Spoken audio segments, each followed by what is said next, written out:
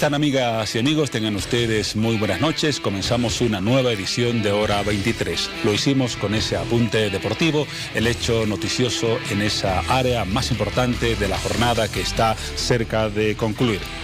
Pero desde luego no podemos obviar, porque se trata de la principal preocupación del país, el panorama de lluvias, inundaciones y desastres que se registra en gran parte del territorio nacional. De acuerdo a los reportes oficiales, 7 de los 9 departamentos del país están afectados por las lluvias. Los desastres aún no han llegado a los departamentos de Oruro y Pando. Y desde luego la situación más crítica se registra en Tupiza, en el departamento del Potosí, con decenas de casas perdidas y cientos de damnificados. Entre 42 a 47 casas fueron destruidas por el río Tupiza, que de esa forma provocó un desastre de magnitud. Pero además las lluvias han afectado otras regiones del país. En total se contabilizan aproximadamente 50.000 damnificados y aproximadamente 33.000 hectáreas de cultivo anegadas. Y lo peor es que el panorama aún puede empeorar. Las aguas están en las tierras altas del país, se dirigirán a la parte baja y allí incluso el presidente del Estado, Evo Morales, ha alertado sobre la posibilidad de un gran desastre en Trinidad, la capital del departamento del Beni, y en general en el departamento del Beni como tal. Uno de los temas importantes de Hora 23 que provocará un análisis a través de un experto. Estaremos también en contacto con vecinos de la ciudad de Tupiza para que nos cuenten cuál es el panorama que a esta hora de la jornada, exactamente las 23 horas, se registra en el sur del país.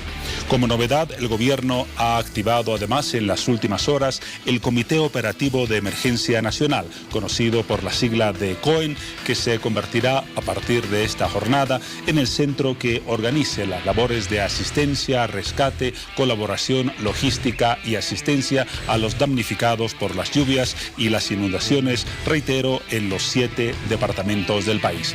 Ese es el panorama que se presenta hasta esta hora de la jornada en nuestro territorio en relación a ese tema.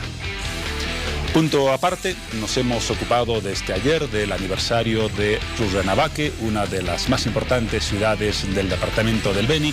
Contábamos ayer con el despacho de Paola Sánchez y de Piti Garamendi, que se encuentran en ese punto del país. Recordamos que en 1 hora y 1 minuto Rurrenabaque celebrará un año más de su fundación. Vamos entonces nuevamente a ese punto del país. Saludo a mi compañera Paola Sánchez. Buenas noches, Paola, bienvenida, adelante. ¿Cómo estás, Juan Pablo? Buenas noches, qué gusto de establecer contacto nuevamente con todos ustedes. Quiero mandar un saludo a toda mi gente de La Paz, nos estamos extrañando muchísimo, también a la gente que nos sintoniza de los 8 departamentos restantes y por supuesto a la gente que nos ve desde acá, desde Rurrenabaque, una ciudad que nos acogió muy pero muy bien, solamente como los porteños lo saben hacer, Juan Pablo. Y estamos aproximadamente 1 hora de que Rurrenabaque cumpla un aniversario más, 174 años de historia, Juan Pablo. Y bueno, nosotros estamos muy contentas de poder formar parte de todas las actividades previas que se han realizado a este aniversario y todavía las actividades restantes. Rurrenabaque es uno de los lugares más turísticos de Bolivia, Juan Pablo, es uno de los lugares más visitados, uno de sus potenciales económicos es justamente el turismo. Y bueno, la gente que vive acá trabaja para promocionar, para fomentar este turismo y para que se mantenga activo. Ya para iniciar, yo he preparado justamente algunas artesanías que tenemos acá para mostrarte, Juan Pablo. Están hechas por las manos talentosas de los comunarios de Rurrenabaque. Voy a contarte un poquito acerca de ellas para que veas cómo la gente trabaja para promocionar y fomentar el turismo de este bello lugar. Por ejemplo, acá vemos una tortuga tallada a mano. Esta está hecha en cáscara de coco y es sumamente hermosa y es un recuerdo muy lindo para todos los turistas que llegan hasta Rurrenabaque. También tenemos, por ejemplo, acá joyeros, tenemos algunas carteritas que están hechas de jiquijapa, tenemos algo muy común y muy lindo de acá, que son los balseros. Justamente hoy se llevó a cabo la carrera de balsas en el río Beni, ya más adelante les estaremos contando acerca de ello. Y bueno, tenemos acá un recuerdo que está hecho a base de madera. Ahí ustedes pueden ver un porteño y la balsa característica Rurrenabaque, que navega en el río Beni. También vemos otros animales, por ejemplo acá vemos otro animal tallado igual a mano en cáscara de coco. Son algunas de las artesanías que todos los visitantes que llegan hasta Rurrenabaque pueden encontrar, así que les invitamos a que puedan venir a Rurrenabaque, Juan Pablo, conozcan este lugar hermoso y bueno, acompáñanos en el programa de hoy porque les estaremos mostrando cómo Rurrenabaque celebra un año más de vida. A las 00 horas estaremos ya con este festejo, mostrándole a todo el país un aniversario más que cumple esta hermosa ciudad. Gracias, Paola, por ese reporte. No será el único de esta jornada en hora 23. Minutos más adelante restableceremos el contacto contigo y con Rurrenabaque para que nos cuentes otras novedades mediante notas y entrevistas. Así que simplemente te decimos hasta dentro de algunos minutos. Estamos en jueves y los jueves generalmente nos ocupamos de las relaciones interpersonales. Y para esta jornada hemos decidido abordar, también con expertos, el tema de las relaciones de pareja. Los conflictos que surgen entre dos personas que en muchos casos juran amarse para siempre y no siempre acaban en esa condición. ¿Cuáles son las razones para la ruptura? ¿Cuáles son las consecuencias emocionales que sobrellevan ambas personas? Apenas dos de varias preguntas que plantearemos a expertos que nos acompañarán también en hora 23.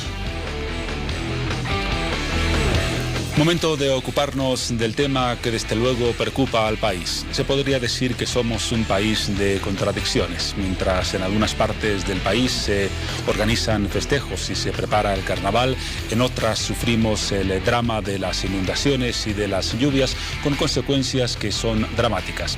Hasta el momento, una sola víctima mortal en Cotagaita a consecuencia de un descuido, ninguna víctima mortal en Tupiza, la ciudad más afectada por las inundaciones, el desborde del río del mismo nombre. Y lo vamos a hacer, me refiero a ocuparnos de este tema a través primero de un informe, una cronología de lo que ha pasado en los últimos días respecto a este panorama que preocupa desde luego a todos.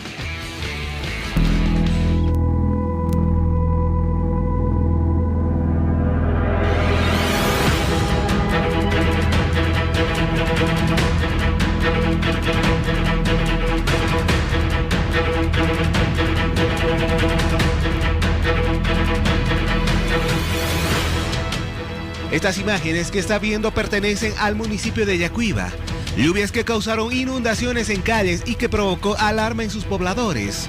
Observe bien hasta dónde llega el agua y qué fuerza adquiere el caudal que prácticamente arrastra esta movilidad. O esta otra que tiene en pantallas, que es de la ciudad de Tupiza. Mire cómo es que el agua desmorona y arrastra estas dos viviendas. Tome atención, al igual que en la otra imagen, con qué fuerza corre el agua.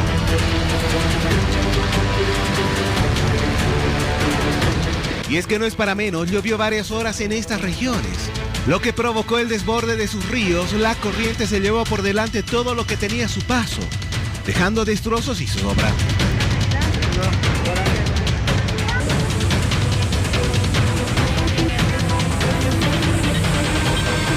Ante lo sucedido, la gobernación de Yacuiba se declaró en emergencia. Los albergues comenzaron a abrir sus puertas para recibir a los damnificados. Asimismo, la ayuda no se dejó esperar y se comenzó a recolectar buena cantidad de víveres. El gobierno municipal ha trabajado todo el fin de semana. Sí, muy buenos días. Sí, nosotros nos estamos solidarizando con todos nuestros paisanos allá en Tupiza. Queridos hermanos, queremos pedirles esa solidaridad a cada uno de ustedes, para estas familias quienes necesitan el día de hoy de nosotros. Y a lo que respecta a Tupiza, el responsable de comunicación de la alcaldía, Miguel Aramburo, señaló que las torrenciales lluvias se registraron principalmente en la cabecera del río, situación que provocó la declaratoria de la alerta roja. Explicó que los barrios 12 de diciembre y Quechisla serían los más afectados, que en la zona que se tiene el reporte de las casas desplomadas por el golpe de las aguas del río Tupiza. En Cochabamba, la zona de Loma Linda, en el municipio de Vinto, quedó inundada por la crecida de las aguas de un río que se encuentra en el lugar y dejó 28 viviendas completamente inundadas y 123 damnificados directos, reportó el ingeniero Cristian Salguero, secretario técnico de ese municipio. El agua acumulada en las cuencas altas ahora comienza a bajar, lo que activó las alertas en el norte del país. En Beni, en el municipio de Loreto, los pobladores comenzaron a trasladar a su ganado hasta zonas altas para evitar pérdidas.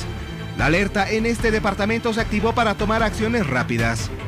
A lo que refiere la agricultura, al menos 33.000 hectáreas de cultivo a nivel nacional se encuentran afectados por los efectos de las fuertes lluvias que azotaron a varias partes del país, informó el ministro de Desarrollo Rural y Tierras, César Cocarico, quien precisó que son 29 municipios que presentan estos problemas. La intensidad de las lluvias causó severas inundaciones en al menos 3 departamentos de Bolivia, donde existen cientos de viviendas afectadas, evacuaciones y declaratorias de alerta. El panorama que se presenta en nuestro país. Son las 23 horas con 10 minutos exactamente.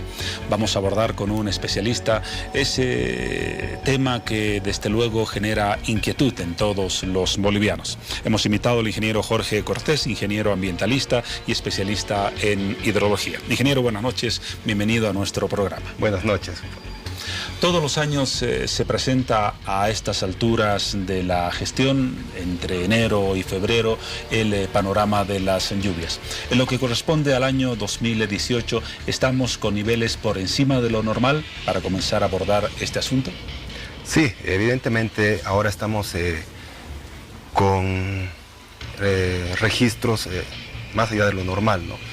Por ejemplo, teníamos el año pasado un ejemplo, 80 milímetros, este año tenemos 160 milímetros de lluvia precipitada, ¿no? Esa es una cifra que nos da un indicador de cómo se ha incrementado el fenómeno de las lluvias en nuestro país.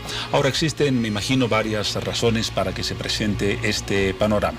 Vamos a comenzar a revisar algunas. Varios especialistas mencionan, por ejemplo, el cambio climático como una de las razones que deriva en situaciones como la que actualmente estamos viviendo. ¿Cuál es la relación del cambio climático con las lluvias y las inundaciones que hoy estamos presenciando en Bolivia? Bueno, el cambio climático es por el incremento de los gases de efecto invernadero, ¿no? Como el dióxido de carbono, que generan más radiación, generan más evaporación, y esto atrapa, o sea, tenemos una esfera donde se está generando una mayor elevada temperatura, ¿no? Y esto genera más precipitaciones, como todos sabemos, ¿no? Otro tema que es la deforestación, ¿no? Ya estamos perdiendo grandes coberturas vegetales, y con estas coberturas vegetales ya no hay tampoco la evapotranspiración, ya no existen lluvias convectivas, o también en otros lugares existen más, ¿no? Por la evaporación. Sobre el cambio climático, agregando algo más, allí existe entonces una responsabilidad del hombre en la modificación de su entorno natural que deriva en mayores lluvias y por lo tanto en mayores inundaciones. Claro, es uno de los temas, ¿no? O sea, por el incremento de temperatura y pérdida de cobertura vegetal, ¿no? O sea, que estamos aumentando los niveles de dióxido de carbono, es un ejemplo, ¿no? En nuestro país, de acuerdo a varias investigaciones, existe un alto nivel de deforestación. De hecho, se coloca a Bolivia entre la lista de 3 o 5 países que mayor deforestan su territorio en el mundo. ¿De qué manera contribuye esta deforestación al problema climático que estamos analizando? La pérdida de servicios ambientales, ahí tenemos el cambio del ciclo hidrológico, ¿no? Cuando nosotros alteramos por ejemplo, hacemos la deforestación de una cuenca, estamos eliminando servicios ambientales. ¿A qué nos referimos cuando hablamos de servicios ambientales? Son todos los servicios que nos generan. Un ejemplo es el ciclo hidrológico, ¿no? Que ya lo estamos alterando. O sea, en el momento ya deforestación, existen mayores correntías, mayores crecidas en los ríos, existe menos evapotranspiración por las plantas. Existe, o sea, una respuesta directa de pérdida o sea, precipita y todo se convierte en escorrentía y se va a los ríos, ¿no? Y ya no tenemos los árboles, por ejemplo, la vegetación que ayuda a generar otras lluvias convectivas, y hay un cambio en el clima, en los regímenes de precipitaciones. Y seguramente a que la vegetación, los bosques absorban ese exceso de agua que se genera a través de las lluvias o de factores vinculados al clima. Sí, o sea, todos los factores están encadenados, ¿no? O sea, uno, como la teoría del caos, ¿no? Que va generando uno con otro, y esto son las consecuencias que tenemos ahora, ¿no? Hemos hablado del cambio climático. Usted mencionaba en alguna de sus respuestas que el manejo de cuencas también es un factor que debería considerarse para ver globalmente el problema que estamos presenciando. Cuando hablamos de manejo de cuencas, ¿a qué nos referimos? Mucha gente, estoy seguro, no conoce con precisión la definición de estos términos. Bueno, el manejo de cuencas se refiere, por ejemplo, a tener el buen manejo, ¿no? O sea, que la parte alta, por ejemplo, esté forestada para evitar mayores correntías en los ríos, mayores servicios ambientales. Después que las personas, por ejemplo, no se sitúen en lugares cercanos a los ríos, ¿no? Hay un tema que les voy a explicar luego, que son los periodos de retorno, ¿no? Si uno tiene una cuenca en la parte alta, mayormente debe ser forestada. La parte baja ya debe ser agricultura, y en la parte media baja, ¿no? O sea, es un manejo que debe tener todas las cuencas para evitar la erosión, la sedimentación de las cuencas y evitar estas respuestas rápidas y el incremento de los ríos. Si esa es la definición de un manejo de cuencas, ¿cómo andamos en el país en esta materia? ¿Existe un adecuado manejo de cuencas o no? Porque usted mencionaba, por ejemplo, el tema de los asentamientos urbanos en las orillas de los ríos. Lamentablemente vemos muchos ejemplos. El caso de Potosí y de Tupiza específicamente es dramático. Las casas que se llevó el río Tupiza estaban ubicadas muy cerca de ese caudal. Claro, como vemos ahí, hidrológicamente hablando, hay los periodos de retorno, que son, por ejemplo, el nivel del río llega a 2 metros, 10, 20, 30 años. Nosotros vivimos 60 años, ¿no? Podemos seguirlo viendo, pero este periodo puede volver en 200 hasta 500 años, 50 años, y genera, por ejemplo, teníamos el máximo varios años, 2 metros, puede llegar hasta 4 o 5 metros, como ha pasado ahora, ¿no? Eso sí, hablando hidrológicamente. Y en el manejo de cuencas tenemos varios problemas: la deforestación, la urbanización que impermeabiliza las cuencas y genera también mayor crecidas en los ríos, ¿no? Hay otros factores que son la forma de la cuenca, que dependiendo a la cuenca, si es muy alargada o muy achatada, existe mayor tiempo de respuesta y hay mayor inundación cuando la cuenca es más redonda. Usted, como especialista, ¿cómo valora el manejo de cuencas que se realiza en el país? Sí existe un manejo de cuencas. ¿Adecuado o inadecuado? Puede decir que es adecuado en algunas cuencas, se ha dado prioridad a algunas cuencas, pero ya lo que también se debe tomar en cuenta es el tema ambiental, climático, ¿no? Ya fusionar el tema hidrológico con el tema ambiental. O sea, con el manejo de cuenca, la pérdida de vegetación. Entonces son ya varios temas, porque antes la hidrología se manejaba desde un punto muy específico. Ahora ya todos los profesionales debemos inmiscuirnos en esta materia, ambientales, geógrafos y población en general, en estos temas hidrológicos, para evitar todo este tipo de problemas, ¿no? Ahora las lluvias y las inundaciones han comenzado en la parte alta del país. Hablamos de Potosí, el cauce de las aguas de la mayor parte de los ríos luego se dice va a pasar o ya está pasando por Chuquisaca, luego llegará a Cochabamba, y aparentemente la fase más crítica puede ser cuando las aguas lleguen al departamento del Beni y a las proximidades de Trinidad. ¿Es este el curso inevitable de las inundaciones hasta derivar en los llanos y afectar posiblemente de forma dramática a Trinidad? Bueno, para aclarar a todos, estamos hablando de dos cuencas, ¿no? Una que es la cuenca del Amazonas y otra que es la cuenca de la Plata. Donde está Tupiza, Chuquisaca, es la cuenca de la Plata, que se va a la Argentina hacia el Océano Atlántico. No, en ningún momento van a llegar a juntarse o a fusionarse y llegar a las llanuras del Beni. Las aguas de la cuenca del Plata, entonces no tienen una dirección que apunte a el departamento del Beni o a las zonas bajas del país. Claro, no, eso sería el departamento de Cochabamba, parte de Santa Cruz y La Paz, ¿no? Ellos son los aportantes de la cuenca del Amazonas.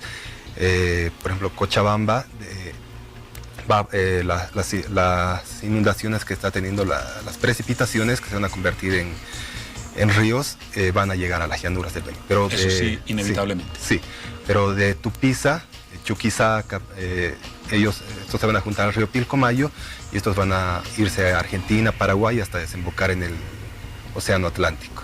Porque incluso hoy el presidente del Estado hizo un comentario, afirmó que las aguas de muchas inundaciones inevitablemente van a llegar a Trinidad y a gran parte del Beni, seguramente se refería a la cuenca amazónica. Hay otro factor que usted mencionaba como causante o como detonador del fenómeno que estamos presenciando en el presente y que es el aspecto meteorológico. ¿A qué nos referimos cuando hablamos de este factor? Claro, o sea, este tiene que ver también ahora con el cambio climático, ¿no? La atmósfera, la dinámica atmosférica es muy compleja. Los meteorólogos igual tienen mucho problema, necesitan mucha especialidad para poder determinar, ¿no? Y ahora tenemos por ejemplo, un sistema de alta presión que se ha posicionado, que está generando una humedad y está provocando las precipitaciones. Lo mismo el año pasado pasó con las sequías, ¿no? No se asentó un sistema de alta presión cerca de Bolivia y nos generó sequía, ¿no? El año 2016.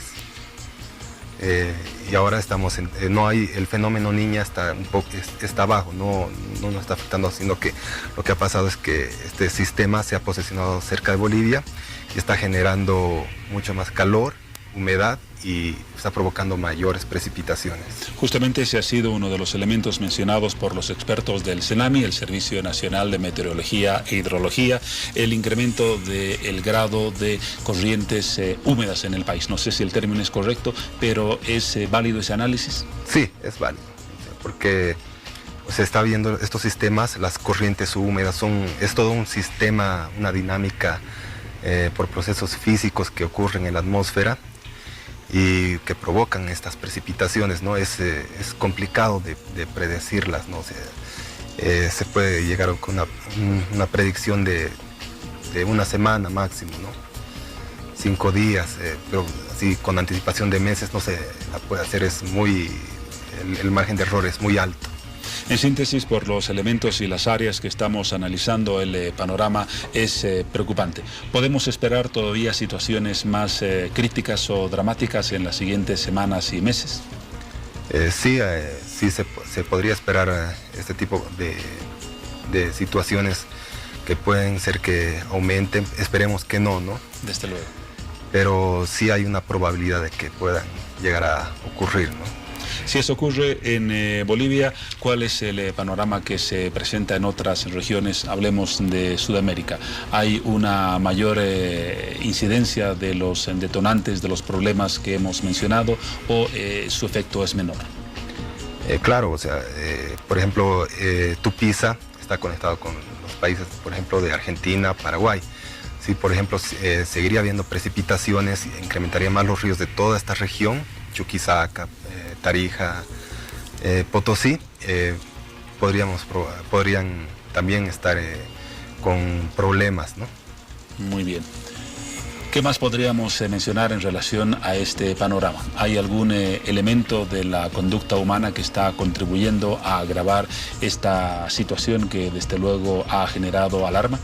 Claro, sí, como lo dije desde el principio, las acciones que realizamos cada día, ¿no? La emisión de gases de efecto invernadero, la vida que lleva cada persona, ¿no? O sea, es por vivir cómodamente, o sea, todos tenemos el derecho, ¿no? Pero algunos lo llevan mucho en exceso y no tenemos ya la conciencia, prácticamente algunas personas no piensan en las consecuencias, ¿no? Está el tema de efecto invernadero, el tema de deforestación, el tema de la impermeabilización de cuencas, ¿no? Mientras más impermeable está una cuenca, mientras más tiene más calles, más edificaciones, automáticamente precipita y todo se convierte en digamos, en el río, ¿no? Y lamentablemente, no sé si coincidirá conmigo, nos ocupamos y preocupamos de este tema en la época de lluvias. Llegamos a marzo, a abril y el tema queda prácticamente archivado en la preocupación general. Claro, sí, eso lo mismo pasó en el tema de sequías, ¿no? Desde el momento fue de que hay que preocuparse, que hay que ver cómo solucionar. Hay propuestas, ¿no? Ya se están realizando represas, pero hay que ver también el tema ambiental como un punto focal también, ¿no? Para evitar la desglaciación, el cambio climático y tener este tipo de problemas, ¿no? Muy bien, agradecemos las valoraciones, volveremos en algunos instantes porque ahora tenemos un contacto telefónico. Estamos en contacto con la ciudad de Tupiza, en el departamento de Potosí, y con el profesor Catalino Ventura, que ha tenido la gentileza de responder a nuestro llamado telefónico. Buenas noches, profesor. Quisiéramos saber cuál es el panorama que a esta hora de la jornada, las 23 horas con 24 minutos, se registra en esa ciudad. Lo escuchamos. Bueno, muy buenas noches. Quiero agradecer al programa de 23, especialmente a ti, Juan Pablo, el propio canal de división. Evidentemente, en este momento, después de 24 horas de trabajo forzoso que tuvimos acá con la riada principalmente del río Tupiza, en sí existiendo varios damnificados. Yo quiero sí iniciar esta pequeña locución, indicando que evidentemente, como si hubiésemos trabajado hoy día, seguramente otro hubiera sido la historia. Hoy trabajamos desde las 5 de la mañana hasta mediodía con camiones, con todas situaciones. Eso si hubiera sido el día de ayer, seguramente podríamos haber cambiado el cauce del río correspondiente. Pero lamentablemente, por la inoperancia y la inactitud del honorable alcalde municipal, nos hemos quedado justamente sin viviendas, una cosa de 60 familias acá. Los más damnificados somos 27, perdimos todo, que las otras viviendas momentáneamente todavía están así tambaleando. O sea, quiero decir en este caso, mitad de los muros todavía partidos, pero el resto de las viviendas desaparecieron. Quiero decir, el barrio 21 de diciembre y una parte del barrio Quechín, en este caso Pablo. Profesor Catalino Ventura, ¿ustedes no conocían algunas señales de alerta que advirtieran sobre la posibilidad del desborde del río Tupiza y de esa forma evitar el desastre que se ha presentado en las últimas horas, la pérdida de más de 40 viviendas y centenares de personas sin hogar?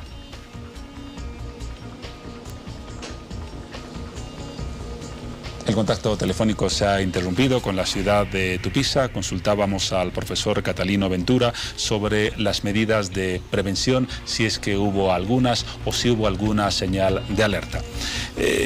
Ingeniero, ¿es posible tener con anticipación alguna información que alerte sobre, por ejemplo, lo que ha pasado en Tupiza, el desborde de ese río? Bueno, estamos hablando de una cuenca de la parte alta, ¿no? Es más que se va al pronóstico meteorológico, ¿no? Podría ser unos 3-4 días, pero es un poco complejo por las corrientes y la precipitación que se genera ese momento, ¿no? En la cuenca alta, y es el tiempo de respuesta que se da en esta cuenca, ¿no? Si estuviéramos en una parte media o baja, sí se podría dar con un poco más de anticipación, pero estamos hablando de la parte alta de la cuenca, ¿no? Técnicamente, sin embargo, sería posible. Recurro a un ejemplo muy cercano en la ciudad de La Paz, los sistemas de alerta que ha instalado la alcaldía en la cuenca alta o en las cabeceras de algunos ríos, que permiten determinar la crecida de las aguas, de su nivel, para alertar a los barrios más bajos de que se viene una crecida del río. ¿Es técnicamente posible hacer lo mismo con caudales más grandes como el del río Tupiza? Sí, se puede. Hay que... El tema es el tema de la inversión. Por ejemplo, un radar, yo le pongo el ejemplo, que está aproximadamente a los $30,000, ¿no? Cada radar, y sí se podría armar un sistema, habría que hacer un estudio de la cuenca, de los aportantes, y sí se podría tener, ¿no? un sistema de alerta de la red, pero hay que ver si es económicamente factible, si es que este problema a qué ha respondido, ¿no? Si es que puede ser, como le había mencionado, un periodo de retorno, o puede ser que no esté habiendo un buen manejo de la cuenca, ¿no? Que exista mucha sedimentación, erosión, deforestación de la cuenca, ¿no? Y que prácticamente todo se convierta en escorrentía, que son los ríos. Un elemento importante y una inversión que seguramente está en consideración de las autoridades para los próximos años, dependiendo de su magnitud. Aunque incluso en los países más avanzados, Estados Unidos, algunos de Europa, no hay forma de prevenir desastres que son de magnitud. Claro, sí. Esto es, como ya lo vuelvo a recalcar, son temas hidrológicos, que son estadísticos. No podemos decir, ¿no?, que es el periodo de retorno, ¿no?, que este problema de Tupiza puede volver a ocurrir en unos 200, 300 años o 50 años, ¿no? eso es probabilidades, ¿no? Hidrológicamente hablando. En la ciudad de La Paz se han logrado establecer mecanismos de alerta y de control suficientes de acuerdo a su valoración. Sí, la DEGIR ha hecho un buen trabajo al instalar este sistema de alerta y tiene muy buenas respuestas, ¿no? Para evitar, pero a veces, como ha visto, se llega en cuestión de minutos, ¿no? O sea, llueve en la parte de la cuenca y, por ejemplo, en la parte de la Florida ya está en 5 o 10 minutos ya está generado el caudal, ¿no? Y el desborde de los ríos, ¿no? Es también que, por ejemplo, el río Choqueyapo ha sido demasiado encauzado, ¿no? Todo el río está muy encauzado y este es otro problema, ¿no? Y eso genera, me imagino, una mayor fuerza en su recorrido a medida que se incrementen las aguas. Claro, sí, o sea, porque tenemos una pendiente, las velocidades aumentan y los caudales también, ¿no? Y es mucho más es peligroso y es pertinente que hayan armado este sistema de alerta para evitar este tipo de riesgos. Como ingeniero ambientalista y especialista en hidrología, ¿qué recomendaciones se podría formular desde su campo profesional a poblaciones que están en un área de riesgo de posibles inundaciones? Bueno, uno que es el manejo de cuencas, es complicado, ¿no? Decirlo a las personas que ya tendrían que retirarse de la parte del río, ¿no? O sea, es el manejo de cuencas y generar sistemas de alerta, ¿no?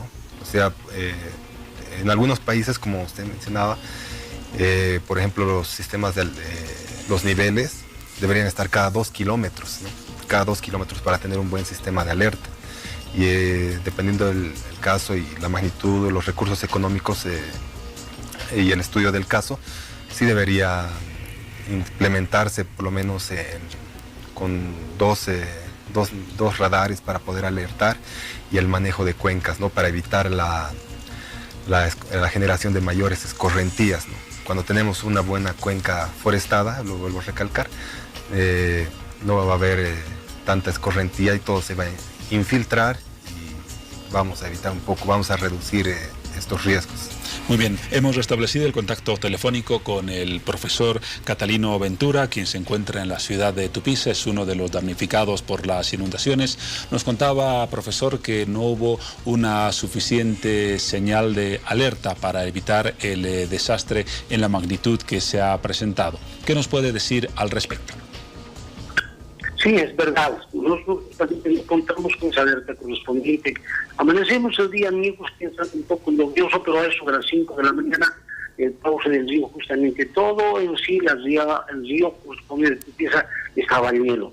Trabajamos durante la mañana, desde las 7:30 hasta las 6, 7 de la mañana. Pensábamos que íbamos a cambiar el curso del río, pero lamentablemente a eso era aumentable el cauce del río, pero con justamente coladas, ya no pudimos justamente ser. Justamente llegó ya a afectar primeramente al barrio Chisla, volvió el campo deportivo, las graderías, empezaron con los pequeños aviones que teníamos, y luego llegaron justamente al barrio 21 de diciembre, empezando con las escenas correspondientes. Reitero, mire, esto haciendo justamente como un dominó, volteó 1, al 2, al 3, así sucesivamente. Mire, hoy en el día nos encontramos, quién sabe, abogados, quedamos el que habla, las demás familias, sin una cosa más y la ropa de vestirse del día. Mire, pedimos fraternalmente, y quién sabe, que todos los bolivianos justamente den la solidaridad para el pueblo de Tupiza, porque acá justamente en los barrios Quitila, barrio 21 de diciembre, estamos viviendo en un momento de caos, donde en sí estamos acá justamente alojados en la unidad educativa Villa Fátima, ha colapsado justamente la unidad educativa Villa Fátima, en cada uno de los ambientes que tiene 15 aulas, están viviendo 3, 4 familias, al lado tenemos una educativa Andrés Santa Cruz, no propia esta situación, o sea que, reitero, bueno, cuánto hubiéramos deseado que sea como el día de hoy trabajamos justamente para por lo menos parar un poco más, porque de lo contrario, Juan Pablo, reitero, todo el barrio que Chisla el 21 de diciembre va a desaparecer. Pedimos a Dios que no siga lloviendo justamente las cabeceras. De serlo así, seguramente de aquí a mañana o pasado va a ser otro el puente, en este caso Juan Pablo. Cuéntenos, profesor, aunque nos ha dado ya algunos datos, ¿cuál es la situación actual de los damnificados? Mencionaba que están concentrados en algunas unidades educativas. ¿Existe suficiente asistencia médica, suficientes vituallas, tienen comida caliente? ¿Cuál es el panorama en estos aspectos? Bueno, yo quiero agradecer justamente, se han organizado grupos de trabajo, especialmente los distintos profesores acá de la ciudad de Tupiza. O sea, se están haciendo jornadas de trabajo, están en este momento cobijados en la unidad educativa Villa Fátima, en la unidad educativa Andrés Santa Cruz, en el Coliseo Cerrado, en la unidad educativa Bolivia, en la unidad educativa 26 de agosto, y creo que están también en la unidad educativa Evo Morales. Hasta el momento creo que no hemos tenido problemas con relación a la salud. Por lo propio, con relación a la alimentación, los profesores han organizado de una forma, formando grupos para traer justamente alimentos, y bueno, también lo propio, las otras personas muy particulares que en sí tenemos que agradecerles. Reitero, cuánto deseáramos que en este caso hubiese sido el apoyo como el día de hoy. Ayer había más mirones, no solamente contábamos con las manos, no contábamos con maquinaria pesada. Hoy sí lo hemos hecho con maquinaria pesada, con boquetas, colocando piedras. Bueno, por lo menos mantenemos un poco el cauce del río en esta situación, Pablo. Si las necesidades básicas, como usted lo describe, están atendidas, ¿cuáles son los requerimientos más urgentes? ¿Qué falta, qué se necesitaría en las próximas horas para atender a los damnificados y para enfrentar posibles nuevos daños provocados por las lluvias y la inundación? Mire, pedirles así fraternalmente vituallas, agua, porque sí han sido por todas las cañerías que abastecían aguas potables acá en este momento. Anoche no tuvimos luz, evidentemente hemos tenido que soportar con velas, con una otra situación. Hoy pedirles justamente agua y vituallas para los damnificados especialmente. Aproximadamente, ¿cuál es la cantidad de personas, familias, la cantidad de habitantes que se han quedado sin techo? Se hablaba de la destrucción de más de 40 viviendas. ¿Cuál es el número estimado de personas afectadas por las lluvias? Pablo, yo puedo decir que justamente como oficialidad 40 viviendas en sí han sido totalmente desmoronadas, perdimos todo. Pero dentro de eso hay viviendas que están a mitad destruidas, digamos a 60 en situación. Acá en la educativa Villa Fátima tenemos 15 familias, en cada una de ellas integrantes por 5 o 6, que hacen 103 personas.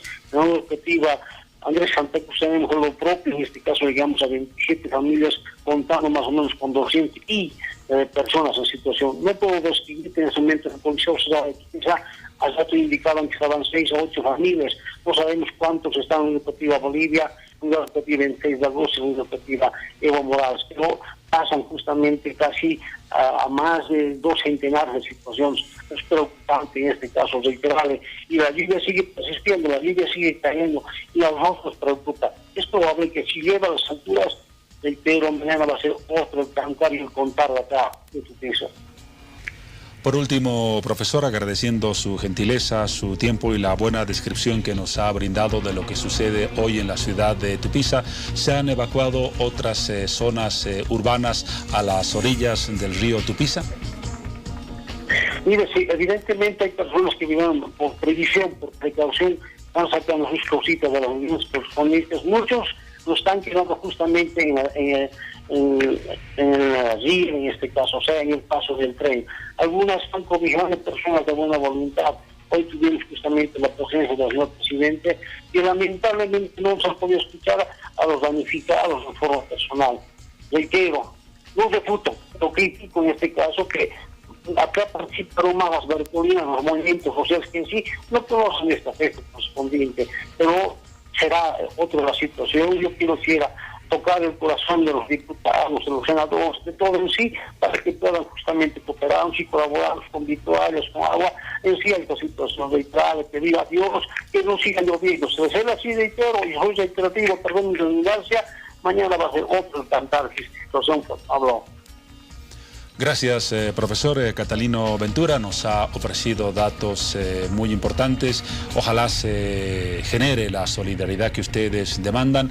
Lo han escuchado todos. Se requiere principalmente agua de forma urgente en la ciudad de Tupiza. También ya para cerrar nuestra entrevista, ingeniero Cortés, ¿qué podemos decir respecto al periodo de lluvias? ¿Cuántas semanas tenemos todavía por delante con este periodo climático?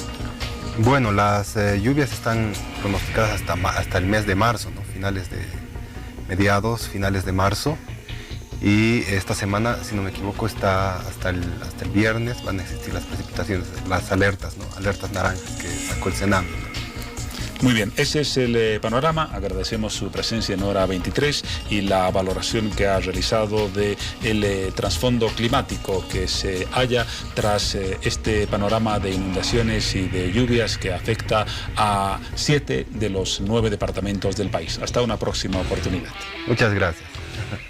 Momento de un corte, unos mensajes y luego tendremos otro sector de Hora 23.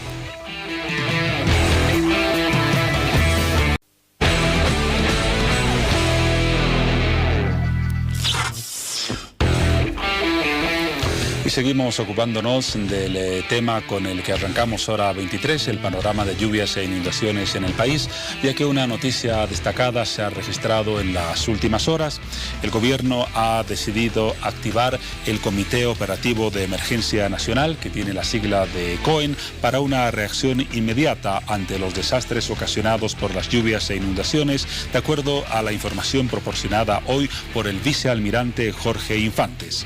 El Comité de Operaciones de Emergencia se ha activado el día de hoy para conformar un equipo interministerial y determinar la ayuda inmediata que se pueda brindar a los damnificados de los eventos adversos, informó el vicealmirante.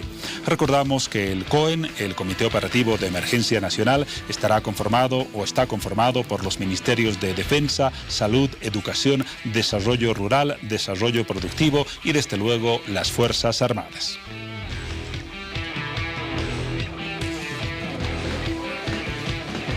Desde luego ustedes pueden participar a través de opiniones, criterios y puntos de vista sobre el tema que estamos abordando. El cuadro que ya tienen en campaña dice, por ejemplo, Tupiza en emergencia, desborde de ríos, barrios anegados, casas desplomadas y sembradíos perdidos. La población pide ayuda de las autoridades departamentales y nacionales. Vamos con el siguiente cuadro, también titulado Tupiza requiere de tu ayuda. Recordamos que el punto de acopio ha sido establecido en la ciudad de La Paz, en la avenida 14 de septiembre, esquina calle 9, edificio Brajes, número 5453. También en la avenida Simón Bolívar, número 1535, frente al Mercado Camacho, y también la avenida Chagaltaya, esquina Omasuyos, número 358. Y el tercer y último cuadro, inundaciones en el país. La intensidad de las lluvias causó severas inundaciones afectando viviendas, comenzando o generando evacuaciones y declaratorias de alerta.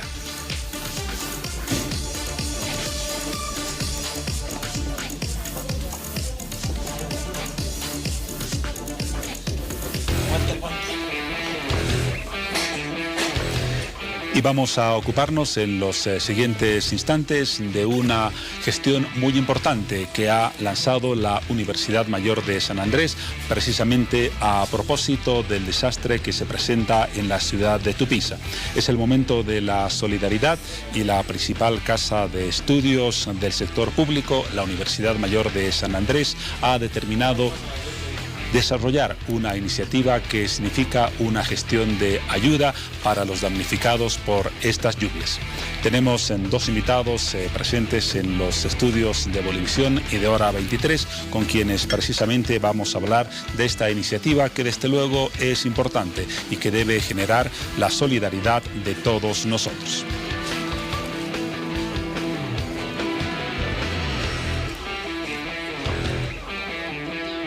Vamos a comenzar y en principio vamos a saludar a uno de nuestros invitados. Se trata del rector de la Universidad Mayor de San Andrés, Waldo Albarracín. Rector, como siempre, bienvenido a Hora 23. Hoy con un tema que no corresponde al campo que habitualmente hemos tratado en los últimos programas, pero que creo es de igual importancia.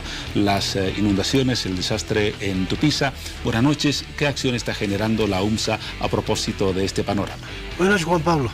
Bueno, tú te has de enterar, estas consecuencias tan funestas de las lluvias ya empezaron en el Beni.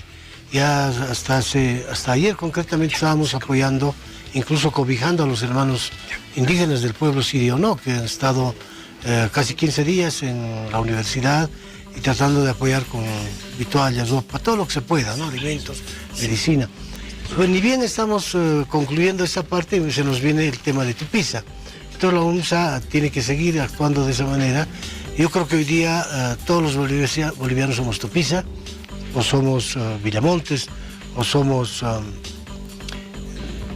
del lugar de donde se están produciendo todas estas desgracias de la naturaleza, como Vinto. Entonces, por eso es que estamos continuando más bien con la campaña, para que sigan llegando la ayuda consistente en ropa, medicamentos, vituallas, si se puede algo de dinero, para que lo más antes posible llegue a los destinatarios.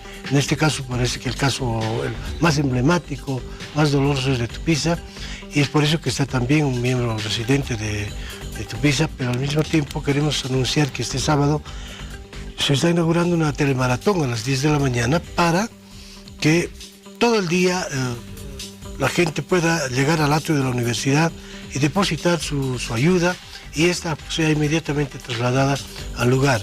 Enseguida vamos a hablar con detalle de la iniciativa, la convocatoria, la vamos a reiterar, los lugares, la hora y lo que está requiriendo como ayuda la universidad. Pero permítame un paréntesis, somos un país de contradicciones, estamos viviendo un drama en la ciudad de Tupiza y en otros puntos del país, y en otros estamos activando los preparativos de carnaval. ¿Cómo ve este panorama? Bueno, cada uno busca la forma de cómo servir a la sociedad. Y si hay otros que piensan que el carnaval es más importante, bueno, es su opción de vida, pero para la universidad y para quienes defendemos los derechos humanos, creemos que no podemos darnos el lujo de bailar mientras hay gente que está sufriendo semejante desgracia. Entonces, la solidaridad no puede ser declarativa, la solidaridad es opción de vida para quienes pensamos que parte de nuestra vida, y si se pueda toda, debe estar dedicada a los demás. Pero respetamos los puntos de vista o la forma de actuar de otros. En este caso, lo que corresponde es centrar la atención de cada boliviano o boliviana en otros que están sufriendo. Entonces, bueno, habrá tiempo para bailar, pero en este momento es tiempo de apoyo solidario a quienes nos necesitan. No hay desgracia ajena, y en este caso la solidaridad no es un favor, es un deber ciudadano a través del cual debemos materializar todo el apoyo a quienes lo han perdido todo. Una solidaridad y un deber, lo dice Waldo Albarracín, rector de la Universidad Mayor de San Andrés, que mencionaba además la presencia de otro invitado. No voy a ser maleducado y desde luego le voy a dar la más cordial bienvenida y las buenas noches. Se trata de Carlos Vidaurre. Usted es docente de la UMSA y residente en Tupiza. Así es, Juan Pablo, buenas noches. En realidad sí soy residente acá en La Paz, de la ciudad de Tupiza, y yo quiero agradecerles a ustedes por el espacio que nos están brindando, y también agradecer a la Universidad Mayor de San Andrés, a la cabeza de nuestro magnífico rector, el doctor Albarracín, que ni bien hemos tocado las puertas ante esta tragedia tan triste que está sufriendo el pueblo de Tupiza, pues nos han abierto las puertas, él y las autoridades, para poder realizar este importante evento que permita, de alguna manera, prestar atención y conseguir, digamos, algunos paliativos para toda la población, porque ustedes han visto las imágenes que han llegado desde Tupiza, son realmente terroríficas. Usted que ha vivido en Tupiza, el río del mismo nombre está muy cerca a la ciudad, no conozco la ciudad, ¿cuál es la proximidad de las aguas y esto a raíz de lo que ha provocado ese fenómeno? En realidad sí, está un poco cerca, ¿no es cierto? Pero estaba canalizado. Lamentablemente, es decir, la crecida ha sido tremenda, ha sobrepasado, y también ha habido un poco de descuido de algunas autoridades porque no han hecho los retenes, ¿cómo se llaman? ¿No? Defensivos. Los defensivos, gracias. Los defensivos de la manera adecuada. Solamente los vecinos construyeron unos defensivos muy precarios, rudimentarios, con árboles, y obviamente que la naturaleza es tan fuerte que ha avasallado en realidad, ¿no? Y ha ocasionado grandes daños. Son alrededor de 49 casas que las se han que visto se han afectadas perdido por la inundación, y decenas de familias. De familias, así es. Muy bien, ahora sí, Waldo mencionaba algunas iniciativas. Demos los datos precisos de dónde puede acudir la gente, claro, qué día, qué hora y qué es lo que podría ser útil que lleve para que luego se traslade todo eso a Tupiza. Sí, mire, el acto principal es este sábado, a las 10 de la mañana hasta medianoche, ¿no? Ahí en el atrio de la ONCE. Va a ser el canal, la mayoría de los medios de difusión apoyando también esta iniciativa. Pero antes, por ejemplo, mañana ya pueden ellos dejar sus aportes en la universidad, en un rectorado o en el canal universitario. Que está en la 6 de agosto. La 6 de agosto, porque toda iniciativa bienvenida con lo que tengan, pero el acto central ya el día sábado. Entonces, y ojalá que ese sábado el conjunto no solo del pueblo paseño, sino boliviano, pueda ya hacer realidad, de modo que al día siguiente, si fuera posible, ya estemos trasladando todo ese apoyo a los lugares que más necesitan, particularmente a Tupiza. Señor Vidaurre, de los contactos que seguramente ha tenido con amigos o con familiares en Tupiza, ¿qué es lo que más se necesita en este momento para que justamente la gente que genere solidaridad entre mañana y el sábado lleve lo que usted nos menciona a los puntos de acopio que está organizando la Universidad Mayor de San Andrés? Muchas gracias. Sí, en realidad lo que hemos podido conocer es que se necesita principalmente agua, se necesita también víveres y vituales en general. En realidad lo han perdido todo, es decir, al perder la casa han perdido todas sus cosas. No hay algo que no sea útil. Exacto, en realidad se va a necesitar todo, pero prioritariamente raciones secas de alimentación, agua y, como decía, vituales, ¿no? De todo tipo. La propia comunidad universitaria, me imagino, se está movilizando para generar también la ayuda, además de la que pueda manifestar el resto de la población de La Paz. Hay una cultura de solidaridad en la universidad. Por eso es que en este último caso de los hermanos indígenas del Beni, Sirio o no, realmente la respuesta del pueblo paseño ha sido muy ponderable, al extremo que incluso ha sobrado ropa y todo ello, que la vamos a utilizar para mandar ahora a Tupiza. ¿No? Porque es así nuestra gente, cuando ve que otros están en desgracia, incluso los que menos recursos tienen son los más solidarios. Suele suceder. Señor Vidaurre, para finalizar, ¿este será el peor desastre que ha sufrido Tupiza o hay algunos otros antecedentes de situaciones similares, menores o peores? Sí, Juan Pablo, mire, han habido en años anteriores, en 2 oportunidades, 2 riadas fuertes, pero esta realmente ha superado en gran magnitud las anteriores. La verdad es que esta vez la naturaleza se ha portado muy ruda y ha atacado como les decía, ¿no? A muchas familias. En realidad la gente está sorprendida y lamentablemente, tengo que decirlo, las autoridades no han tomado las previsiones del caso porque se podían haber realizado defensivos, como decíamos hace rato, con mayor magnitud, con mayor solidez, y lamentablemente esta vez sí el golpe ha sido rudo. Y gracias a la colaboración de la universidad y de todos los ciudadanos que viven en esta ciudad, yo creo que vamos a poder paliar en algo esta situación. Por eso es que yo también me permito reiterar la invitación que ha hecho nuestro señor rector, para que mañana todos los residentes, el sábado, perdón, en la universidad, sí, en realidad va a ser en el inicio en el atrio, pero el resto va a ser en el Paraninfo.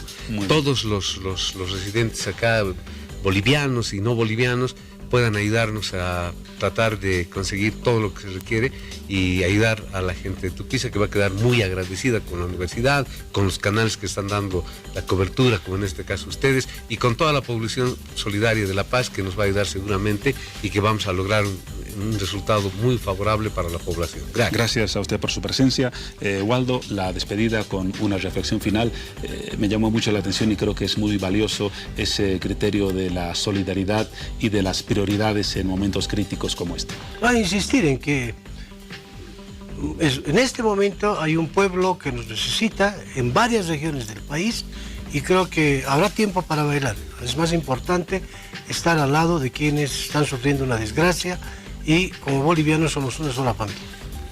Un mensaje importante, no olviden, la campaña se ha iniciado. Este viernes pueden depositar su ayuda, pero las horas más importantes quizás sean las que sean destinadas, reitero la palabra, el próximo sábado a partir de las 10 de la mañana en el atrio y otros ambientes de la UMSA y desde luego también en el canal universitario. Momento de un paréntesis en Hora 23.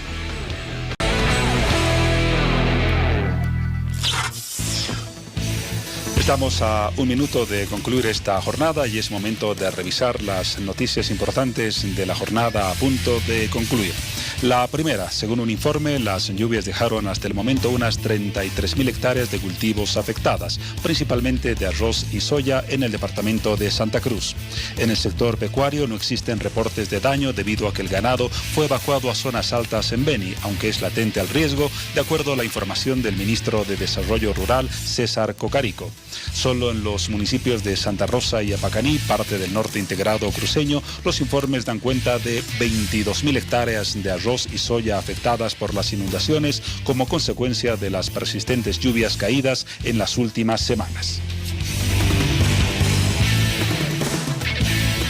Y la segunda información, 8 fiscales departamentales emitieron este jueves un pronunciamiento en el que respaldan al fiscal departamental de La Paz, Edwin Blanco, luego que el viceministro de Régimen Interior y Policía, José Luis Quiroga, acusó al representante del Ministerio Público de favorecer a delincuentes.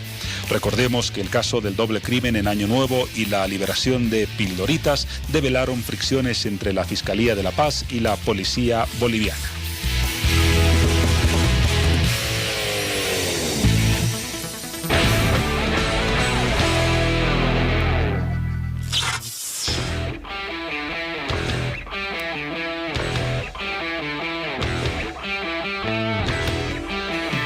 Comenzamos un nuevo sector de información en Hora 23. Me acompañan dos invitados a los que voy a presentar enseguida, dándoles desde luego las buenas noches. Pero antes, para explicar el propósito de su presencia, una nota que tiene relación con el tema que vamos a abordar. Las relaciones de pareja, siempre conflictivas, y mucho más tras una ruptura. ¿Qué sucede tras ese momento de crisis? Un informe que nos habla del tema.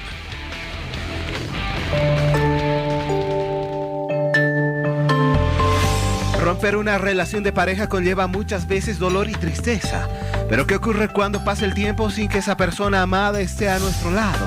Aquí es donde se echa de menos los momentos de alegría y felicidad.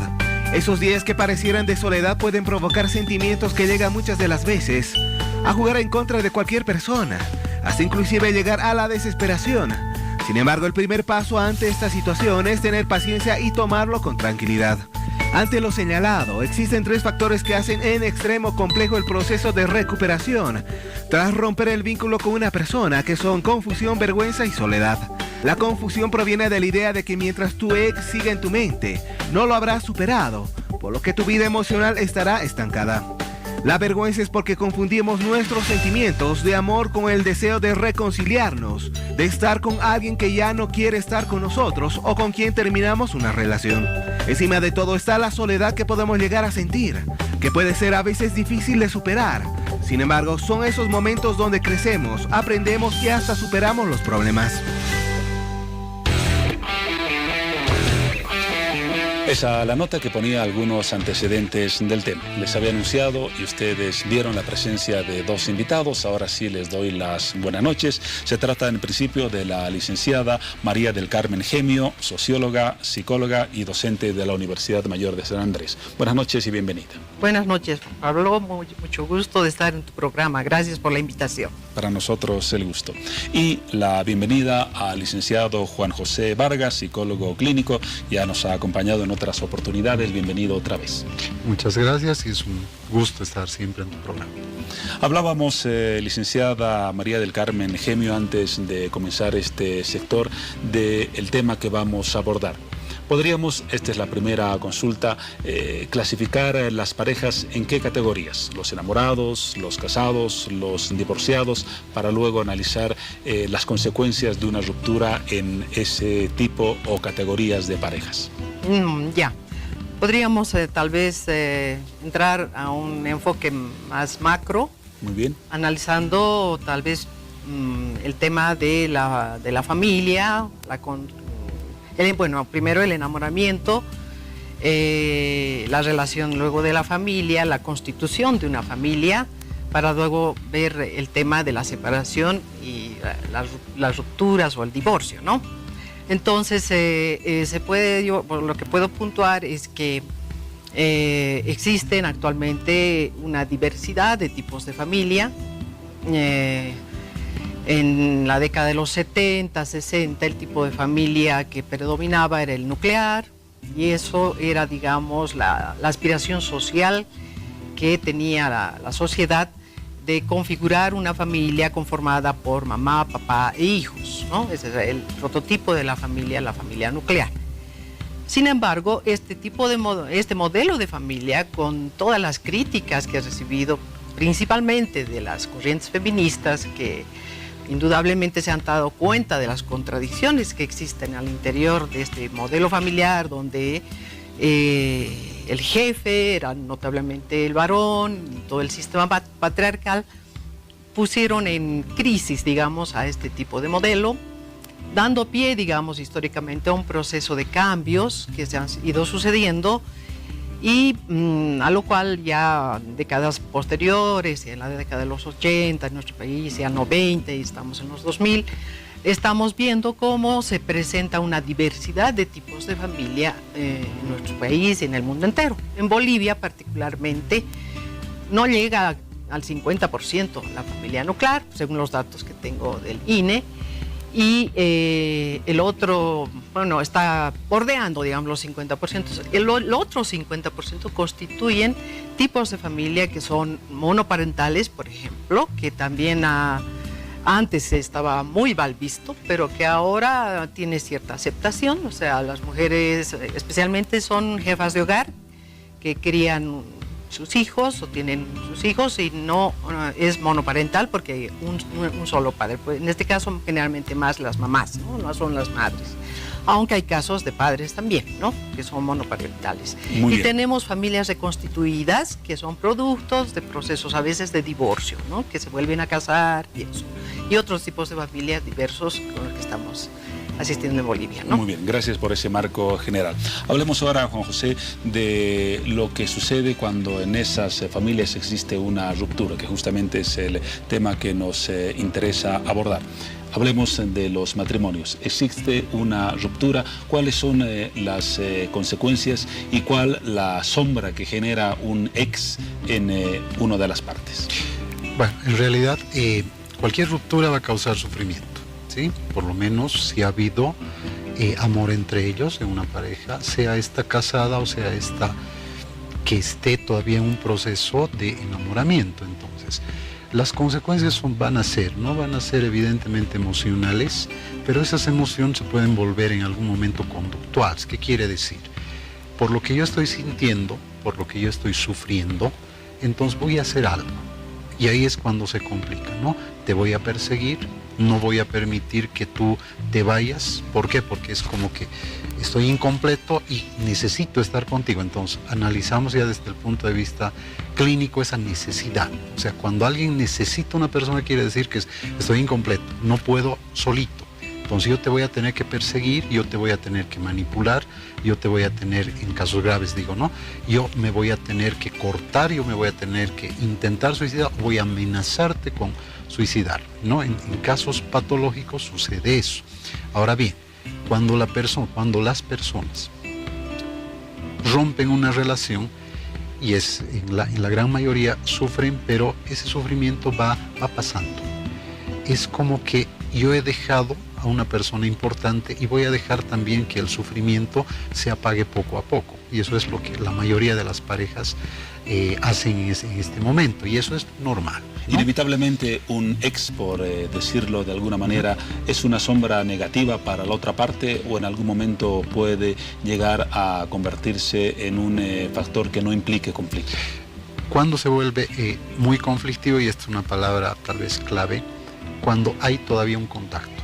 Es decir, si en algún momento, por ejemplo, alguien ha pensado en que cuando hubo amor, cuando hubo una relación muy cercana, cuando hubo un afecto mutuo, algunas personas dicen vamos a ser amigos, pero es muy difícil que esa pareja se vuelva amigo del otro.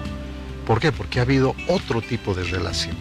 Entonces es como un engaño decir yo voy a seguir siendo el amigo de mi ex, porque lo que quiero es contacto, lo que quiero es no perder el contacto con esta persona. Por tanto, no estoy queriendo cerrar un proceso. Entonces ese proceso va a persistir y va a dejar obviamente sufrimiento. Entonces lo que se tiene que hacer, como cualquier duelo, así llamamos, duelo es cualquier pérdida, no solamente la muerte de alguien. Lo que se tiene que hacer es cerrar.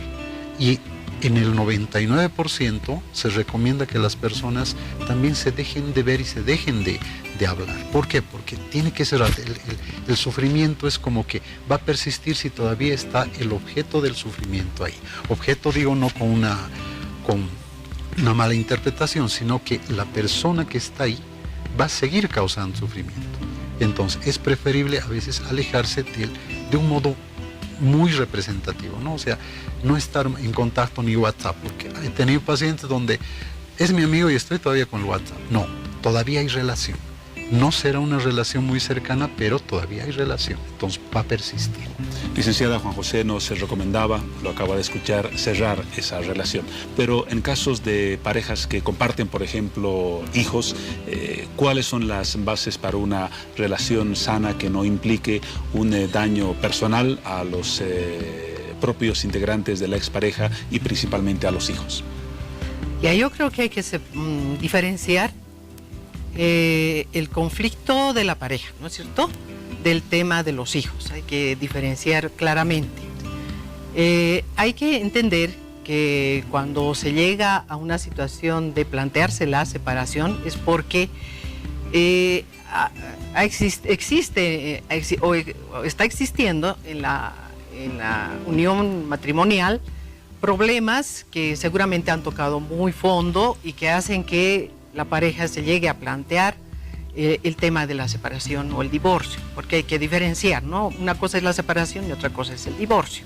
La separación puede estar simplemente planteada en términos de alejamiento, ¿no?, de los cónyuges, en tanto el divorcio ya es llegar a un proceso que generalmente ya está marcado por lo legal, ¿no? Se sanciona legalmente, ¿no?, y se disuelve el matrimonio. Entonces, cuando una pareja llega a esa situación, entonces lo que yo recomiendo es que lo conversen.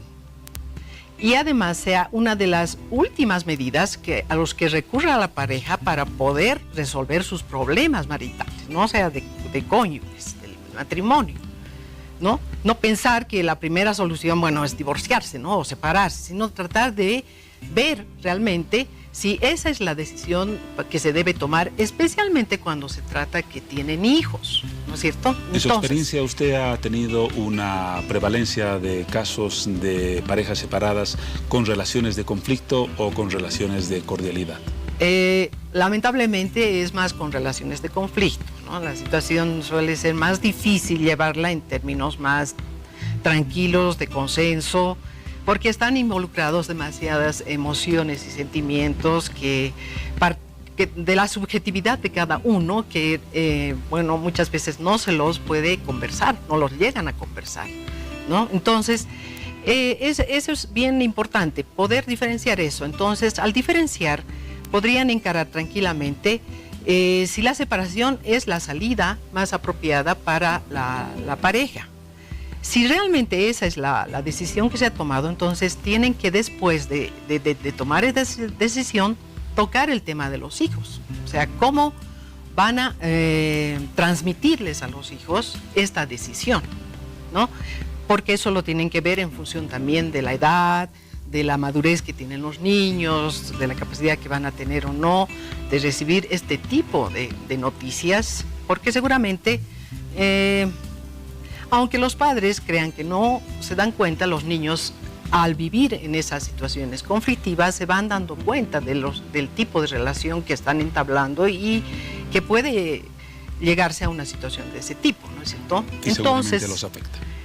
Sí, los afecta mucho. Entonces hay que ver esto, perfilar un poquito el tema del divorcio como una especie de solución, ¿no?, al problema conyugal, no como un elemento que va a generar más problemas. Entonces, eso es bien importante, porque si van a perfilar el divorcio como una solución, entonces la posibilidad de plantear eso en términos de ver qué iría más allá de eso y qué pasaría con los niños podría ser un poquito más negociable y conversable, y además entraría dentro del espectro de la propia pareja las necesidades de los niños, porque en general se olvidan de las necesidades de los niños, ¿no? Entonces los niños aparecen en medio de esa situación conflictiva a los cuales se los instrumentaliza, se los maneja, como él ha dicho, ¿no?, en términos muy emocionales para chantajear, y ahí en ese manejo es que afectan a los niños, porque este es un tema que si se lo plantea como una solución y se lo encara desde ese punto de vista, evidentemente va a ser traumático para los niños, pero no va a ser traumatizante a lo largo del tiempo, ¿no? Muy bien.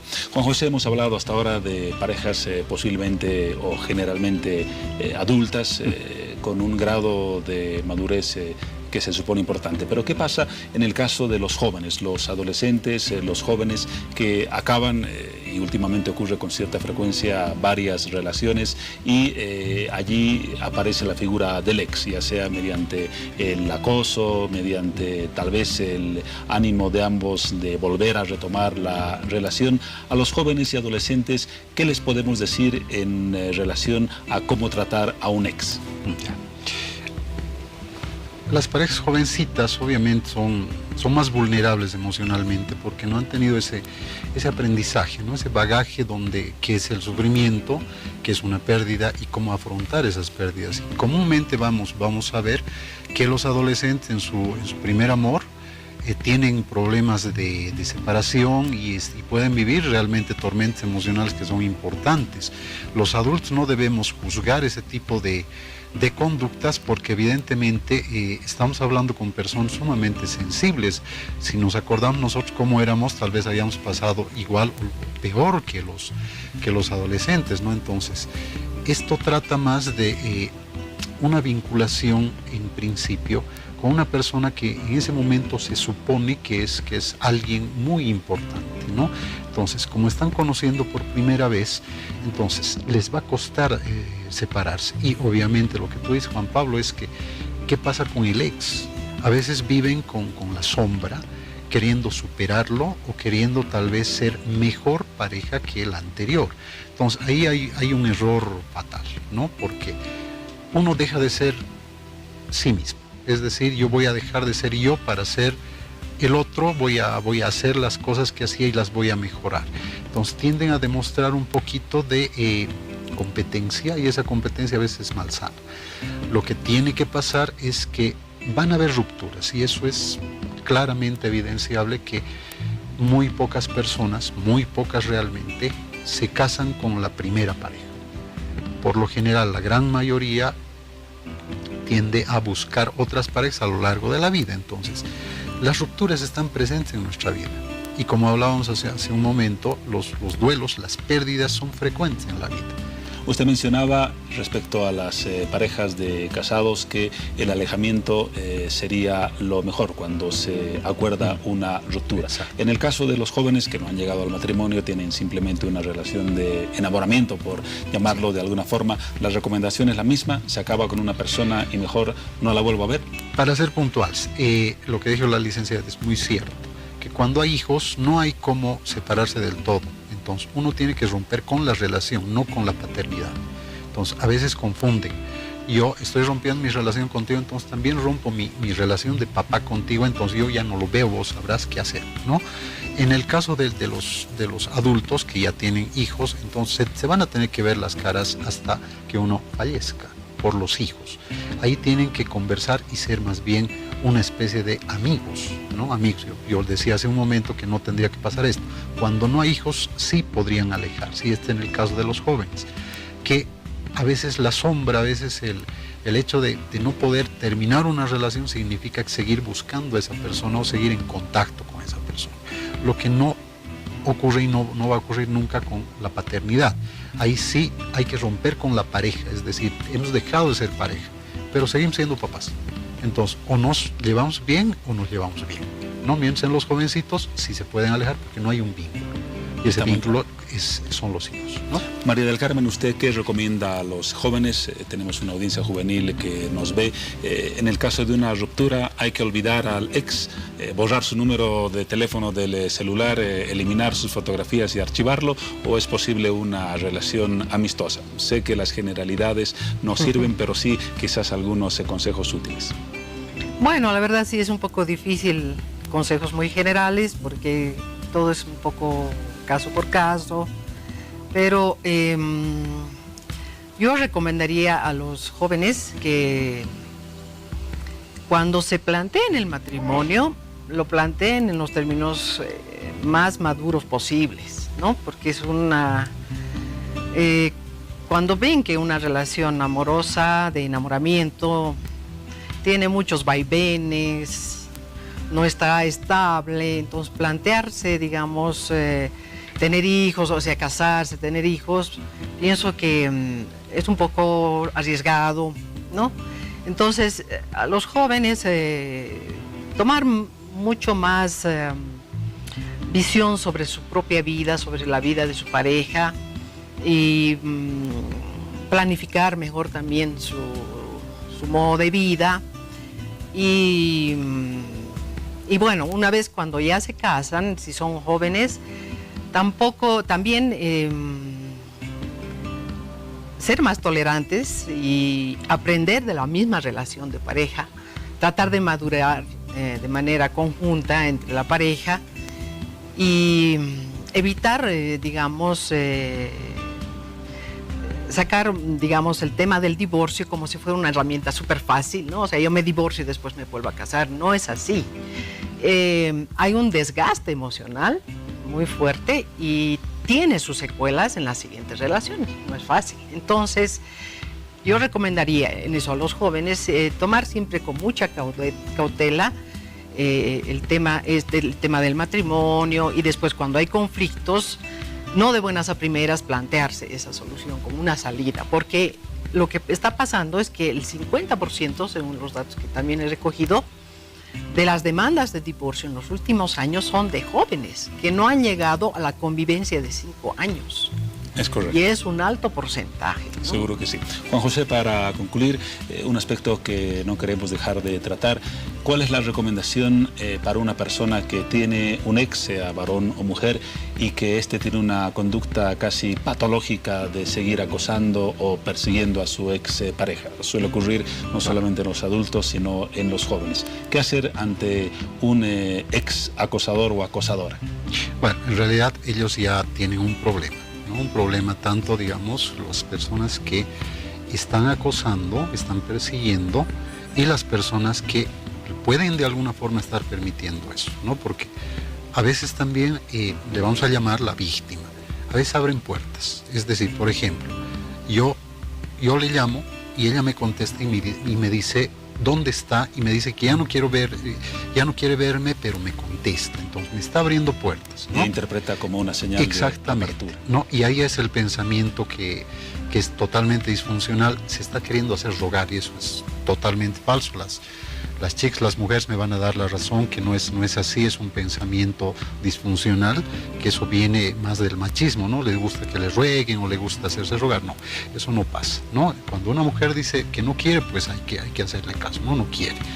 En todo caso, hay que consultar al profesional, en el supuesto de que esta persona se esté convirtiendo en un acosador ya, que esté impidiendo algún tipo de libertad, ¿no? Eso ya se convierte en algo patológico. Ahora bien, me voy a referir un poco más a las personas que por amor, porque no, de alguna forma no están superando todavía la ruptura, siguen insistiendo. No, es mejor que no. O sea, cuando uno insiste, creo que es peor. No es que mientras más le insista, más voy a doblegarle y va a volver conmigo y me va a amar como me amaba en un principio. Los duelos pasan, las rupturas pasan, entonces hay que dejar. Ese sufrimiento va a llegar en algún momento a reducirse y no hay que cerrarse en una sola persona, ¿no? Si se ha roto una relación, se ha intentado en algún momento y se ha vuelto a romper, entonces creo que esa relación ya no tendría que seguir. Entonces hay otras personas, hay otro tipo de personas que pueden ser más acordes a nosotros, ¿no? Puede ser que el anterior no haya compartido algunos parámetros de vida con nosotros, entonces podemos buscar a otros y eso no es malo. No siempre que se haga con una sola persona y que no sea con dos o con tres. Muy bien, para cerrar la charla, María del Carmen, nadie muere de amor. Se acaba una relación y nadie va a desfallecer o a morir como en las telenovelas o las novelas. ¿Está de acuerdo con esta frase o no tanto? No tanto. ¿No tanto? Porque la verdad mueren de amor, de verdad sí. Pero biológicamente creo que no. Bueno, lo importante en el mensaje es eso, ¿no? Especialmente para las parejas jóvenes y para las mujeres que son jóvenes. Tienen que estar muy alertas a los signos de maltrato y violencia porque ahí se presentan. Porque en el enamoramiento parece que, bueno, en el enamoramiento es una cosa ilusoria, ¿no? Hay toda una fantasía y sí, es una ilusión. Entonces, muchas veces los problemas de maltrato se presentan, o estos tipos de acosos, o esto de perseguir, ya están en la etapa del enamoramiento, pero como estamos encandiladas, las mujeres a veces no tomamos en cuenta ese tipo de comportamientos, y también los hombres. Entonces, eso es bien importante, comprender, entender en el enamoramiento y hacer las rupturas necesarias a tiempo, como se diría, ¿no? En el momento preciso, y asumirlas. Juan José, ¿alguien muere de amor en estos tiempos? Bueno, Romeo ya está destacado en la literatura. Biológicamente, bueno, le tengo que contradecir a la licenciada. Hasta ahorita, siempre es bueno el debate. La teoría nos dice que nadie ha muerto de amor, ni la depresión ni la ansiedad, se muere de bulimia y de anorexia, ¿no? Entonces, no mata el amor. Sí es un sufrimiento, sí puede provocar la muerte, que es diferente. Pero morir de amor así, no. Tendríamos que investigar un poco más acerca de la biología. Por ahí un infarto o un ataque cardíaco. Que tal vez sea posible en algunos casos extremos. Muchas gracias, Juan José. Muchas gracias, María del Carmen. Un tema complejo que tiene muchas aristas. Apenas creo hemos abordado algunas de ellas, pero espero que hayan sido valiosas para todos ustedes. Hasta una próxima oportunidad. Momento de un corte y luego la recta final de Hora 23.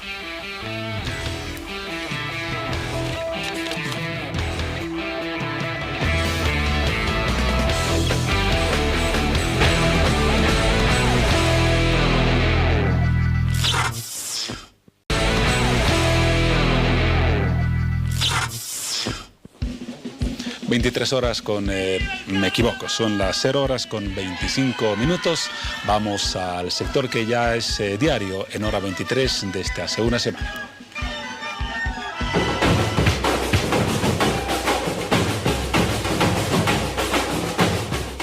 Bueno, y en este momento me encuentro con un grupo de compadres. Ellos acá muy felices, de un grupo, una fraternidad de ticos, si no me equivoco. Ellos nos van a comentar dónde se van a dirigir en este momento. A ver, chicos, coméntenos dónde se están yendo.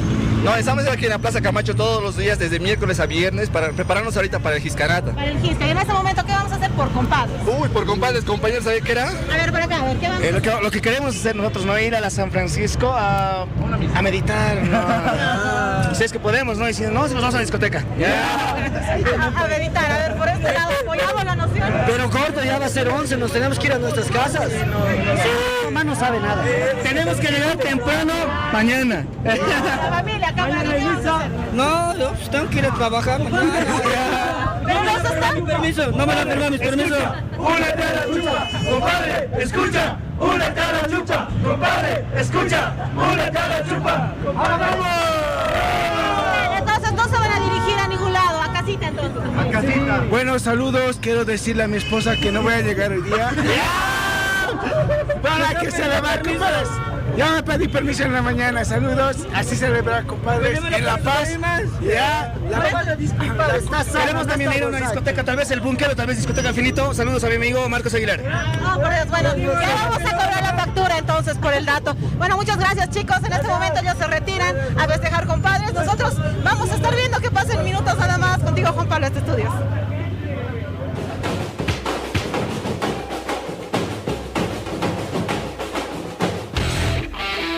Era el informe de nuestra compañera Yubinka González. Pero les habíamos prometido al principio de hora 23 un segundo contacto con nuestra compañera Paola Sánchez en Rurrenabaque, radicando allá desde ayer por algunos días. Paola, otra vez bienvenida. Bueno, muchas gracias, Juan Pablo. Estamos acá en Rurrenabaque. Te comento que en este momento está lloviendo. Sin embargo, esto no detiene la alegría de todos los porteños que están muy contentos porque cumplen un año más de historia, 174 años de historia en Rurrenabaque. Recordemos que esta ciudad fue creada el 15 de noviembre de 1844 y su fundación oficial fue el 2 de febrero. Ese es el hecho que estamos conmemorando en este día. Un año más, un aniversario más de Rurrenabaque, una tierra hermosa, Juan Pablo, con muchos destinos turísticos, con gente muy hospitalaria, muy trabajadora que promociona el turismo, fomenta el turismo de este lugar. Así que bueno, estamos muy contentos y además muchas personas importantes llegaron hasta Rurrenabaque para festejar este aniversario, Juan Pablo. Una de ellas es la actual Miss Bolivia 2017. Vamos a conocerla.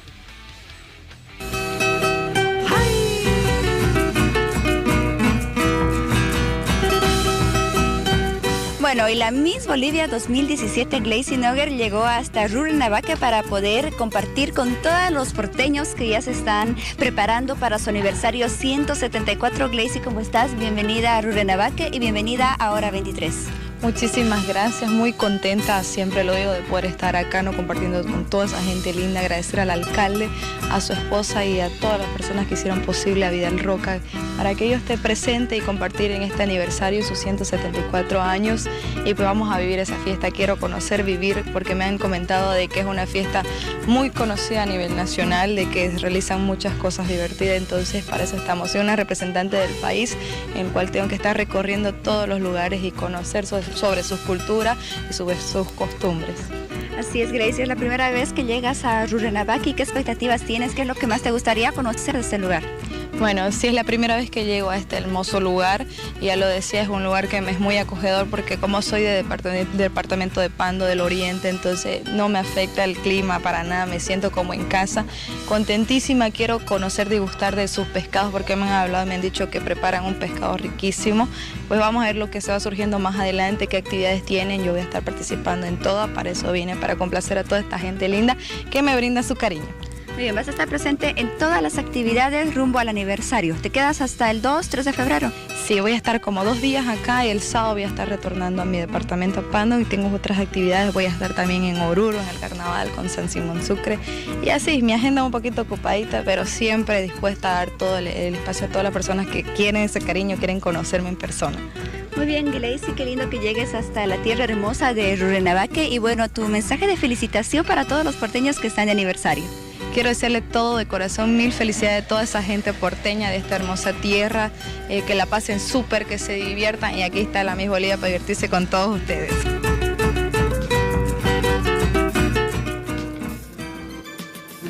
Bueno, 34 minutos ya transcurrieron de lo que es este 2 de febrero, aniversario 174 de Rurrenabaque, y ahí vimos los mensajes de felicitación y la alegría de la Miss Bolivia 2017 que se encuentra en esta ciudad. También les comentaba que se realizan muchas actividades previas al aniversario de Rurrenabaque. Una de ellas es la competencia de peques o competencia de balsas también que se lleva a cabo en el río Beni, donde muchos comunarios de esta región participan y el ganador es acreedor de un premio económico otorgado por la Alcaldía Municipal de Rurrenabaque. Vamos a conocer más acerca de este concurso.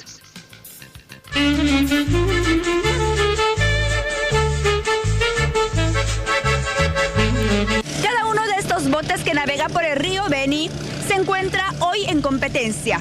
El primero en llegar a la meta recibirá un importante premio. Visitando Rurrenabaque por su aniversario 174, es momento de conocer acerca de la pesca y comercialización del pescado de Rurrenabaque. y de esta actividad ya tradicional denominada la carrera de pequepeques. Bienvenidos. Y esta mañana nos encontramos con don Rolando Cuqui. ¿Cómo está? Bienvenido a Hora 23. Muchísimas gracias y encantado de poder estar con ustedes acá compartiendo lo que es la fiesta tradicional de Rurrenabaque. Entonces, en esta actividad nosotros tenemos la competencia de balsa, que los competidores van a partir de acá para, bueno, como unos 3 kilómetros de recorrido, que van a pasar precisamente por el Veo o por el Suce, que tiene meandros, tiene, remolinos. La idea es de que, se demuestre lo que hacían antes nuestros antepasados, ¿no? Ahora los recordamos mucho y bueno, ahora tenemos embarcaciones a motor, pero antes eran estas. Bueno, ¿cuáles son las reglas de esta carrera y el premio para el ganador? Bueno, referente a las reglas son, solo el hombre puede remar. Las chicas son acompañantes simplemente y ellas están de recorrido, ¿no? Muchísimas gracias por mostrarnos esta actividad y felicidades por el aniversario de Rurrenabaque. Felicidades a todos los porteños. Su mensaje de felicitación ya para terminar. Felicitar a todos los porteños por este 174 aniversario. Siempre estamos con esa alegría de compartir con ustedes, inclusive. Que sea de la mejor manera, ¿no? Disfruten ustedes también de la carrera. ¡Que viva Rurrenabaque! ¡Que viva Rurrenabaque! Juan Pablo Gutiérrez, director de turismo de Rurrenabaque, ¿cómo estás? Y bienvenido a Hora 23. Muchísimas gracias a ti por estar aquí en nuestro pueblo recordando o festejando nuestro aniversario, nuestro 174 aniversario.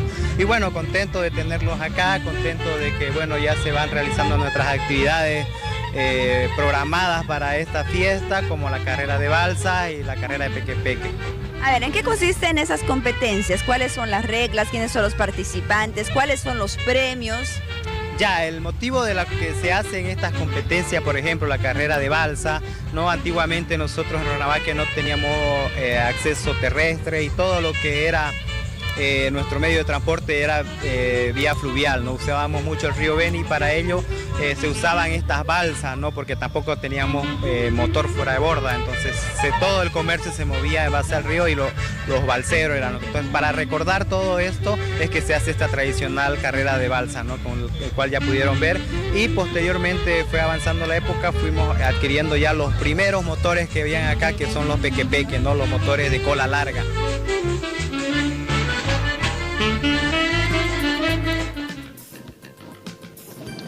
Bueno, esperamos que ustedes hayan podido disfrutar, así como nosotros, de todas esas actividades previas que les mostramos de forma exclusiva desde acá, desde la ciudad de Rurrenabaque, en el departamento del Beni. Bueno, tenemos mucho más, así que ya les adelanto que en el programa de este viernes tendremos una entrevista especial con el alcalde de esta región. Nos comentará acerca de la entrega de obras respecto al aniversario 174 de la ciudad de Rurrenabaque, Juan Pablo. Muchas gracias, Paola, por ese reporte, por las facetas que has presentado de esta tierra que seguramente tiene mucho más que ofrecer. Mañana, me imagino, conoceremos otros aspectos y otras facetas de Rurrenabaque. Tu despedida, por favor. Así es, Juan Pablo. Bueno, me despido de ti, de todo el país, desde acá, desde la ciudad de Rurrenabaque. Bueno, con la promesa de que en el próximo programa, este viernes, estaremos con esa entrevista especial al alcalde de esta ciudad. Mil felicidades a todos los porteños, a toda la gente linda de Rurrenabaque, que cumple 174 años de historia y de continuo crecimiento. Adiós, Juan Pablo. Gracias, Paola. Hasta dentro de algunas horas. Me despido de Paola y me despido también de todos ustedes. Ha sido un gusto trabajar en esta jornada con la información y con los temas que hemos abordado. Nuestro reencuentro en poco tiempo.